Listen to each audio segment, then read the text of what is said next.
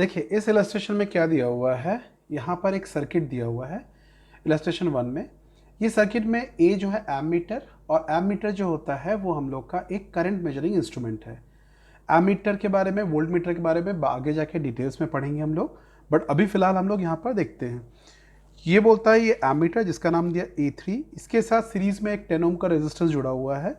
उसके बाद वो जाकर पैरेलल में देखिए कनेक्ट हम लोग का बाइफरकेट हो गया।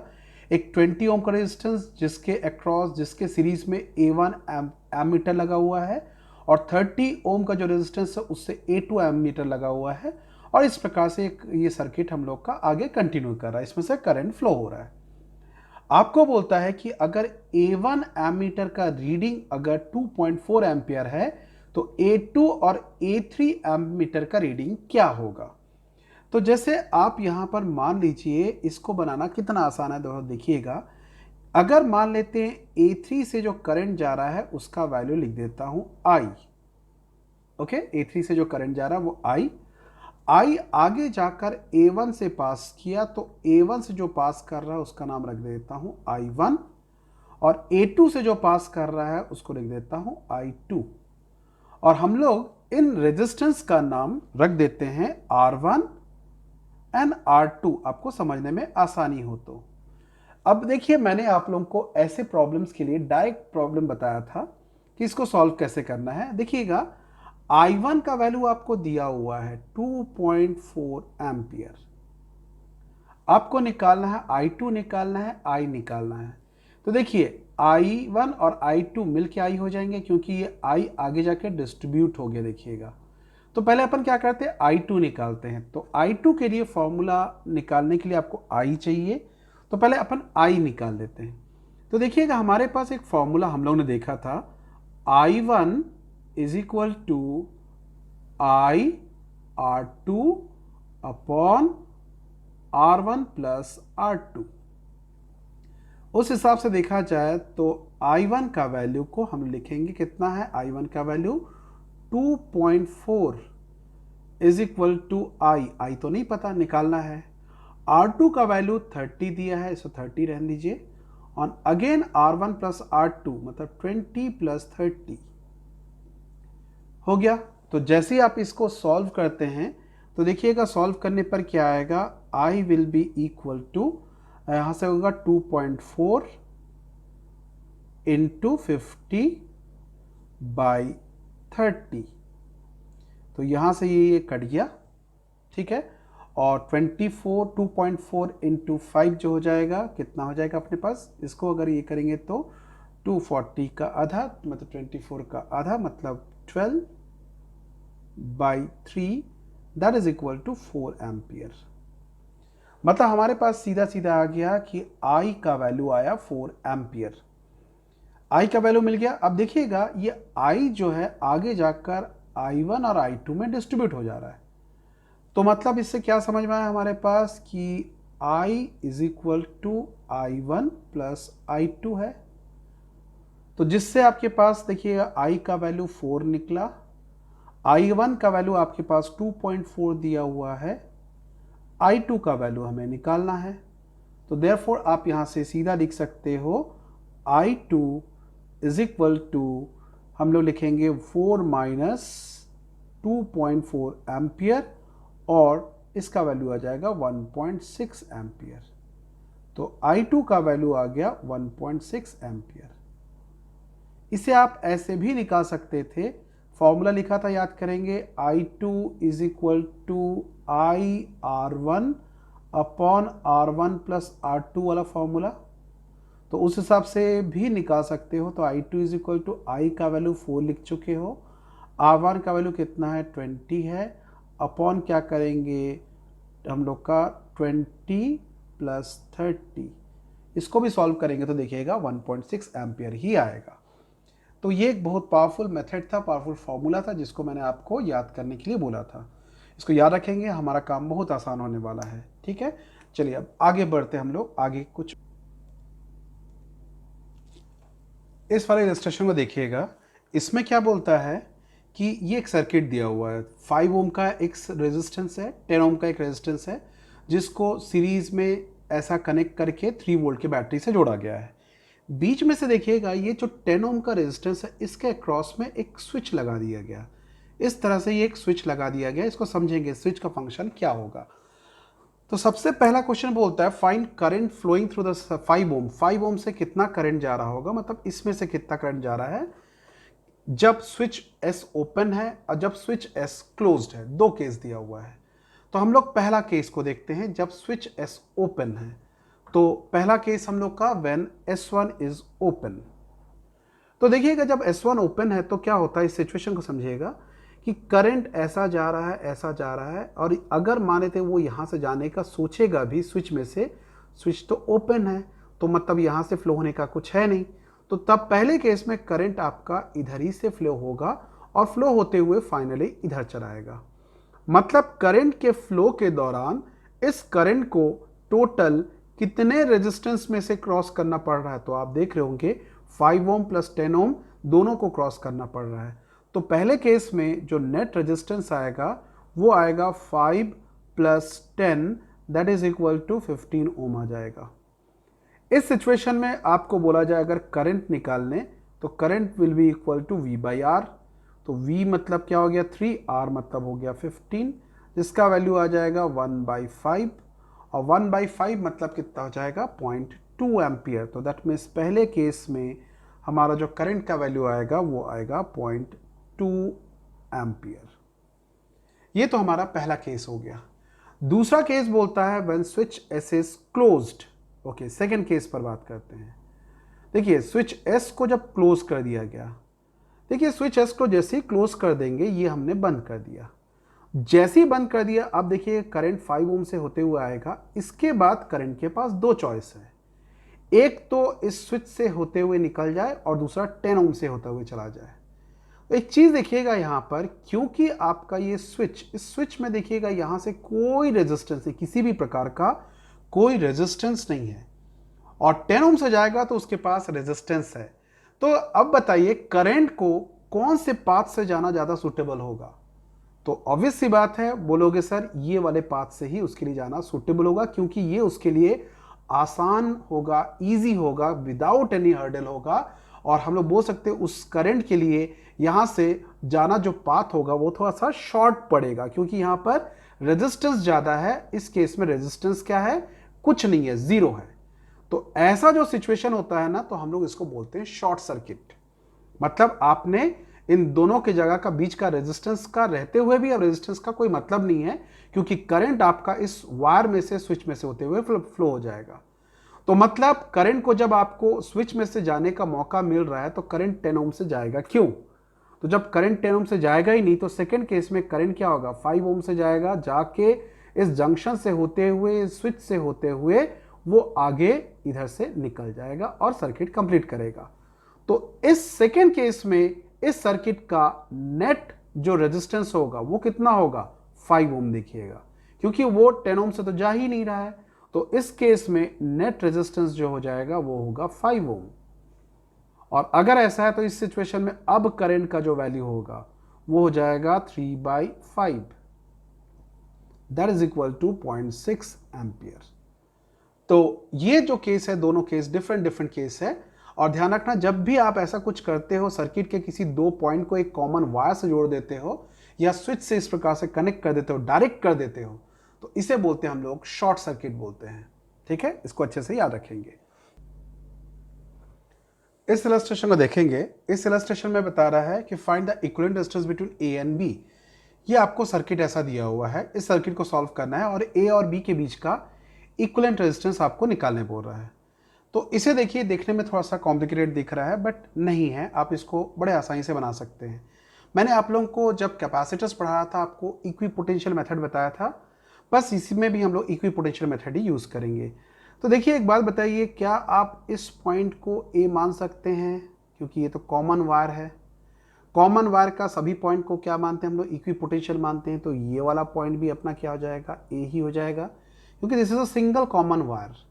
और कॉमन वायर का हर एक पॉइंट जो होता है वो क्या होता है, इक्विपोटेंशियल होता है। ठीक उसी प्रकार से देखोगे ये बी है तो ये वाला पॉइंट भी क्या होगा, बी होगा, और ये वाला पॉइंट भी क्या होगा, बी होगा। ठीक, अब आपको बोला गया ए और बी के बीच का इक्विवेलेंट रेजिस्टेंस निकालने। जब भी ऐसा बोलता है तो तुरंत क्या करोगे आप लोग, ए ले लोगे और यहां पर बी ले लेंगे। तो देखिए पहला हमारा जो रेजिस्टेंस है ए और बी के बीच में कितना 10 ओम है, तो ए और बी के बीच में आप 10 ओम को ले लीजिए। ये रहा 10 ओम, पहला वाला 10 ओम, ये वाला हो गया, तो इसको हटा दीजिए। अब ए और बी के बीच में देखिए एक और दिखता है आपको, देखिए ये भी ए और बी के बीच में, तो ए और बी के बीच में तभी पॉसिबल है जब आप इसको इस तरह से कनेक्ट करते हैं। तो ये हो गया, ये भी हमारा 10 ओम हो गया, ये भी हमारा कवर अप हो गया। अब ए और बी के बीच में एक और दिखता है, देखिएगा ये वाला भी दिखता है, तो ये भी हो गया हमारे पास, इस तरह से आ गया, ये भी 10 ओम का हो गया। अब देखिएगा ये सबके सब किस में दिखते हैं आप लोगों को, देखिएगा सबके सब तीनों रेजिस्टेंस कवर अप हो गए हैं। लेकिन इस सिंप्लीफाइड डायग्राम के हिसाब से आप देखिएगा ये तीनों के तीनों पैरेलल है, तो सीधा सीधा पैरेलल के लिए लिखेंगे 1/RAB पैरेलल में is equal to 1/10 plus 1/10 plus 1/10, that is RAB is equal to 10/3 ohm. ठीक है, तो ये हो गया हम लोग का एक और इलस्ट्रेशन। तो चलिए अब आगे के कुछ इलस्ट्रेशन और देखते हैं हम लोग यहां से।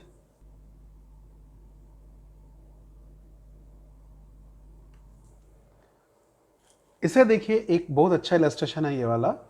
ये इस तरह के प्रॉब्लम को हम लोग लैडर प्रॉब्लम भी बोलते हैं। ठीक है, और आप देख रहे होंगे ये लैडर प्रॉब्लम क्यों, एक देखिए सीढ़ी टाइप का दिखता है, इसलिए इसको लैडर प्रॉब्लम भी बोलते हैं। ये कैसा दिया हुआ अरेंजमेंट देखते हैं, यहाँ से दिया देखिए एक 1 ओम का रेजिस्टेंस, फिर 2 ओम का रेजिस्टेंस, फिर 1 ओम का रेजिस्टेंस, फिर 2 ओम का रेजिस्टेंस, फिर 1 ओम का रेजिस्टेंस, फिर 2 ओम का रेजिस्टेंस, और ये चीज़ चल रहा है कहाँ तक, इन्फिनिटी तक चल रहा है।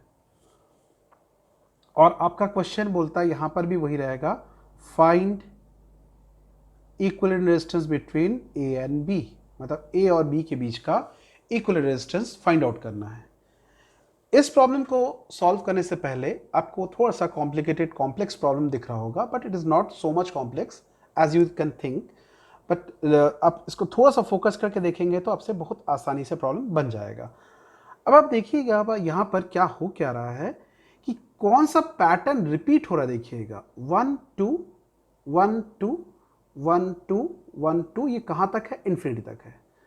इसके पहले मैं आपसे एक चीज़ पूछना चाहूँगा, मेरे को एक बात बताएंगे, अगर आप एक ओशन से 2 4 5 बाल्टी पानी निकाल लोगे तो क्या ओशन का लेवल गिर जाएगा? ऑब्वियसली नहीं गिरेगा, है ना। तो उसी तरीके से अगर मैं इस पूरे सर्किट का एक आध दो पार्ट को अगर मैं इग्नोर कर दूं तो क्या लगता है आपको, इसमें कोई फर्क पड़ने वाला है?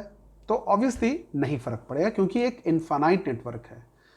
अब आप प्रॉब्लम को कैसे सॉल्व करते हैं उसको ध्यान से देखिएगा। मान लेते हैं इस पूरे का वैल्यू कितना है, x है। इस पूरे का वैल्यू कितना है, x है। अब देखिएगा x का वैल्यू क्या है, x का वैल्यू है 1 2 1 2 1 2, इस प्रकार से चल रहा है। अब अगर मैं आपको एक कंडीशन दूं यहां पर कि आपको बोला जाता है कि मैं इस वाले पार्ट को कवर कर देता हूं, आप इस वाले पार्ट को कवर करने से फिर से देखिएगा ये 1 2 1 2 1 2 इन्फिनिटी तक।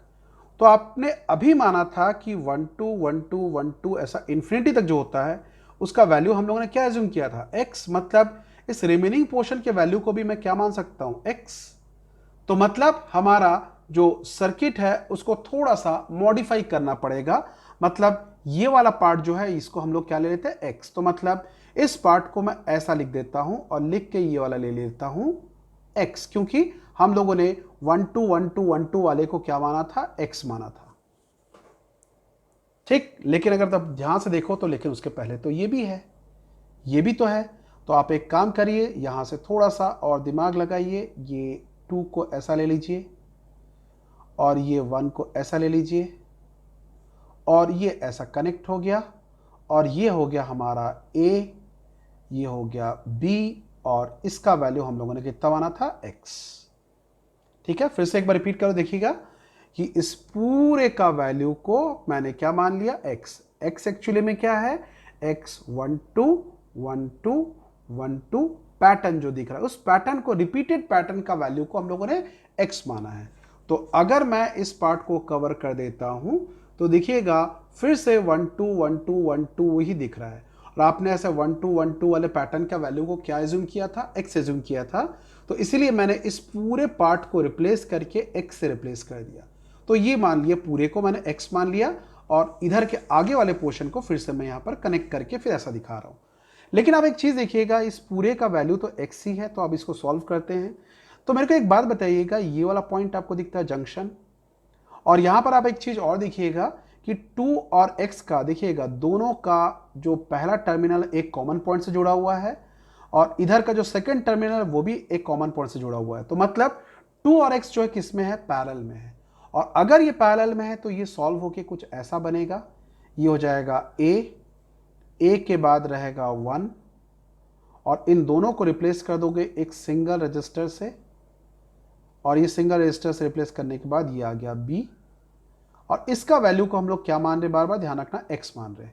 अब ये दोनों पैरेलल में है, तो जब दोनों पैरेलल में है तो इनके दोनों के पैरेलल के वैल्यू को कैसे सॉल्व करते हैं। तो मान लो इस पॉइंट को ले लिया हम लोगों ने p मान लिया, इस पॉइंट को मैंने q मान लिया, मतलब इन दोनों के बीच का रेजिस्टेंस को निकालते। तो RPQ पैरेलल में है तो क्या लिखेंगे, R1 R2 upon R1 plus R2, मतलब यहां का जो वैल्यू हो जाएगा वो हो जाएगा 2x अपॉन 2 प्लस x। अब ये पूरा जो वैल्यू है वो सीरीज में है और जिसका वैल्यू क्या माना हम लोगों ने, x माना है। तो बस अब प्रॉब्लम को सॉल्व कीजिए, x will be equal to, ये पूरा सीरीज में है तो दिस प्लस दिस, मतलब 1 plus 2x upon 2 plus x। अब इसका एलसीएम लीजिए, इसको सॉल्व कीजिए तो देखना कितना आ जाएगा, 2x plus x square is equal to 2 plus x plus 2x। अगर आप इसको सॉल्व करते हैं नेक्स्ट स्टेप में तो ये बन जाएगा एक्स स्क्वायर माइनस एक्स और ये हो जाएगा -2 इज इक्वल टू 0। ओके, अब आपको इसको क्या करना है, सॉल्व करना है। तो इसको सॉल्व करने के लिए क्या करेंगे, x square minus 2x plus x minus 2 equals to 0, जिससे आपके पास ये सॉल्व हो जाएगा तो आ जाएगा x माइनस 2 और यहाँ पे रहेगा x प्लस 1, तो जिससे आपके पास एक वैल्यू आएगा x इज इक्वल टू 2 और दूसरा आएगा x इज इक्वल टू -1। और आपको पता -1 पॉसिबल नहीं है, रेजिस्टेंस किसी का -1 हो नहीं सकता, तो just we are ignoring the value. तो हमारे पास जो आएगा x इज इक्वल टू 2 आएगा। तो मतलब इस पूरे सर्किट का जो इक्विवेलेंट वैल्यू आएगा, इक्विवेलेंट रेजिस्टेंस आएगा, वो कितना आएगा, 2 ओम। तो मतलब RAB का जो वैल्यू होगा, RAB का जो वैल्यू होगा इक्विवेलेंट रेजिस्टेंस का, वो हो जाएगा 2 ओम हो जाएगा। तो ये हमारा एक बहुत ही अच्छा इलस्ट्रेशन था और मुझे डाउट है कि ये वाला क्वेश्चन एक बार में बच्चों के दिमाग में ठीक से क्लिक नहीं करेगा, तो इसे आप प्लीज़ प्लीज़ बहुत ही अच्छे से देखिएगा, देखने के बाद ही हम लोग का प्रॉब्लम सॉल्व हो पाएगा। तो चलिए हम लोग आगे का एक और इलस्ट्रेशन को देखते हैं और समझने की कोशिश करते हैं। इस वाले इलस्ट्रेशन को देखिएगा, क्या बोलता है, in the circuit a volt meter reads 30 वोल्ट when connected to 400 ohm, calculate reading when it is connected to 300 ohm. मतलब क्या हो रहा है, एक वोल्ट मीटर है जिसको हम लोगों ने जब 400 ओम के अक्रॉस लगवाया तो हमको रीडिंग कितना बता रहा, 30 वोल्ट। जब इसी वोल्ट मीटर को हम लोग 300 ओम के अक्रॉस लगाएंगे तो कितना रीडिंग बताएगा। तो आप इस सर्किट को ध्यान से देखिएगा, इस सर्किट में 300 ओम और 400 ओम सीरीज में है। सीरीज में है बोलने का मतलब क्या हो रहा, दोनों का करंट का वैल्यू क्या होगा, सेम होगा।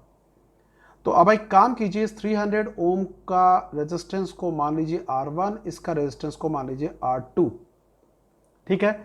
तो 300 ओम के अक्रॉस के वोल्टेज को आप मान लेते हैं V1, तो V1 इज इक्वल टू क्या लिखेंगे, IR1, और 400 अक्रॉस के पोटेंशियल डिफरेंस को आप मान लीजिए V2, जिसका वैल्यू क्या हो जाएगा, IR2 हो जाएगा, क्योंकि सीरीज में तो करंट सेम फ्लो होगा। अब आपको V2 का वैल्यू दिया हुआ है, कितना दिया है, V2 का वैल्यू दिया है 30 वोल्ट। आपको बोल रहा है V1 का वैल्यू निकालना है, तो अब आप डिवाइड कर दीजिए दोनों को, क्योंकि आपको I कैंसिल करना है। तो V1 by V2 is equal to क्या आ जाएगा, R1/R2। ओके, और प्रॉब्लम के हिसाब से V2 का वैल्यू आपको पता है, तो क्या लिखेंगे, V1 is equal to R1। R1 किसको माना हम लोग ने, 300 को, 300 इंटू V2, V2 कितना है 30 बाई R2 का वैल्यू कितना है 400। तो जैसे आप इसको डिवाइड करेंगे तो देखिएगा 0 0 कट चुका है, 3 3 ज़ा 9, 90/4। तो V2 इज इक्वल टू आपके पास कितना आ जाएगा यहाँ से, 90/4, है ना। यहाँ से देखेंगे